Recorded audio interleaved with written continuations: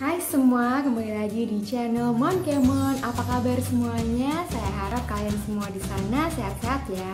Kali ini temanya adalah cicilan KPR. Kita lihat sebentar video berikut ini. Misalkan kalian mengajukan KPR dengan plafon 500 juta. Asumsi bunga yang dikenakan sekarang adalah 8% per tahun. Dan kalian akan mengambil tenor 10 tahun atau 120 bulan. Maka akan terlihat bahwa total bunga pinjaman yang akan kalian bayar selama 10 tahun adalah 228 juta dan total hutang kalian ke bank adalah 728 juta. Dan cicilan bulanan yang harus kalian bayar adalah 6 juta dengan porsi pokok yang dibayar adalah 2,7 juta dan bunga yang dibayar per bulannya adalah 3,3 juta. Sebelum lanjut mengenai hitungan cicilan KPR menggunakan Excel tadi, ada baiknya kalian lihat email berikut ya. Email ini akan menjelaskan lebih lanjut mengenai biaya-biaya yang keluar dan harus kalian bayar sebelum mengambil proses KPR. Ini adalah email persetujuan dari BNI dengan plafon 580 juta dan tenornya 20 tahun atau 240 bulan. Suku bunganya 9,9%, efektif fixed rate 2 tahun ya aslinya, dengan angsuran 5,6 juta per bulannya. Untuk estimasi floating rate-nya adalah 13% berlaku di tahun ketiga dan seterusnya. Angsuran estimasinya adalah 6,7 juta per bulan. Nah, untuk biaya proses kreditnya sendiri adalah biaya provisi 1% yaitu 5,8 juta, biaya administrasi 500.000, asuransi jiwa 7,6 juta, dan asuransi kerugian 1,5 juta. Untuk biaya-biaya lainnya, seperti tertera di brosur rumah adalah menjadi tanggungan pihak developer, seperti biaya notaris, biaya BPHTB, APHTB, dan seterusnya. Mengenai biaya notaris, ada developer yang tidak mencantumkan atau maksudnya tidak mengikutsertakan hitungan tersebut di dalam hitungan harga jual rumahnya. Nah, ini yang harus kalian perhatikan ya. Biaya notaris itu besarannya beda-beda tergantung dari harga rumah dan juga berbeda-beda tiap daerahnya. Sangat disarankan bagi kalian untuk mencadangkan biaya KPR besarannya 7-8% dari plafon atau utang yang kalian ajukan ke bank. Pada tahun 2013, saya melakukan akad kredit dengan suatu bank plat merah dengan bunga 9,9%. Itu adalah bunga fixed rate hanya selama 2 tahun. Lepas dari 2 tahun, bunga itu akan menjadi floating rate mengikuti suku bunga BI, yaitu 13,5%. Nah, kalian bisa lihat sendiri ya, perbedaan antara aktual sewaktu kejadian dengan informasi yang diberikan di bank sebelumnya. Sebelumnya di email diberitahukan oleh petugas bank bahwa suku bunga floating adalah 13%, tetapi setelah 2 tahun berjalan, suku bunga yang diaplikasikan ke nasabah adalah 13,5%. Bedanya cukup jauh ya, 9,9% selama 2 tahun pertama, setelah itu floating rate ke 13,5%.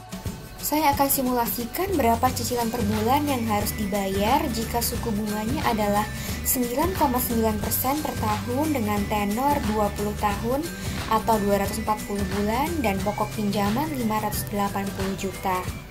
Ternyata total bunga pinjaman adalah 754 juta dan total hutangnya mencapai 1,3 miliar. Cicilan yang harus dibayar tiap bulannya adalah 5,5 juta dengan porsi pokok dibayar per bulannya hanya 700.000 dan bunga yang dibayar per bulannya mencapai 4,7 juta. Kalian bisa lihat di tabel bahwa bulan pertama pokok yang sudah dibayar hanya 700.000, bulan kedua hanya 1,5 juta, bulan ketiga 2,5 juta dan seterusnya, dan sisa pokok pinjaman hanya 580 juta, berkurang 1 juta per bulannya. Bunga 9,9% per tahun ini hanya fix selama 2 tahun. Di tahun ketiga akan berubah menjadi 13,5%. Outstanding utang atau sisa hutang di bulan ke-24 adalah 559 juta. Saya akan simulasikan hitungan cicilan per bulan di tahun ketiga. Pokok pinjaman 559 juta dengan bunga 13,5%. Untuk lama cicilannya berkurang 24 bulan. Ternyata total bunga pinjaman naik menjadi 933 juta dan total hutang membengkak hampir 1,5 miliar. Dan cicilan per bulan yang harus dibayar masuk tahun ketiga adalah 6,9 juta. Ini adalah tabel perbandingan antara tahun pertama dan kedua memakai bunga 9,9% dibandingkan dengan tahun ketiga dan seterusnya yang memakai bunga 13,5%.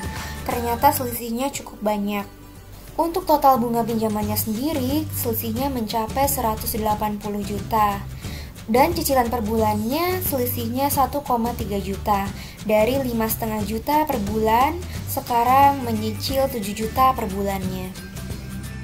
Tentunya dengan kenaikan yang sebelumnya cicilan 5,5% di 2 tahun pertama menjadi hampir 7 juta di lepas 2 tahun menjadikan perubahan yang sangat signifikan. Ini artinya kalian harus lebih jeli untuk mengambil step ke depannya. Apakah kalian yakin akan mengambil KPR? Dan jika sudah yakin untuk mengambil KPR, tentunya kalian harus pikirkan masak-masak jika kalian sudah lepas dari yang namanya promo rate. Sebaiknya juga kalian menabung terlebih dahulu atau mengumpulkan uang sebanyak-banyaknya agar DP yang dapat kalian bayarkan lebih tinggi daripada perkiraan sebelumnya. Tentunya hal ini dapat membuat plafon atau utang yang kalian ajukan ke bank lebih sedikit dan otomatis cicilan yang akan kalian tanggung per bulannya jauh lebih ringan. Untuk Excel yang saya gunakan dalam menghitung cicilan KPR ini dapat kalian cari di Google. Ini juga saya dapat di tahun 2013, jadi udah lama banget. Dan terima kasih untuk Bapak atau Ibu yang membuat aplikasi Excel ini. Jadi memudahkan kita untuk mengetahui berapa besaran cicilan dan juga kita jadi tahu berapa porsi yang sebenarnya kita cicil untuk utang pokok dan berapa porsi untuk bunga bank yang kita cicil per bulannya. Oke, sekian dulu video kali ini. Dukung terus channel Monkemon dengan like, komen di bawah jika kalian punya pengalaman atau juga punya ide yang lebih baik mengenai cicilan KPR. Silahkan kalian share di komen di bawah sehingga menjadi pengetahuan bagi kita semua. Dukung terus juga dengan share video ini ke teman-teman kalian, ke kerabat kalian, saudara kalian, sahabat kalian, dan juga subscribe. Terima kasih telah mendukung channel Monkemon. Saya pamit undur diri dulu ya. Dadah!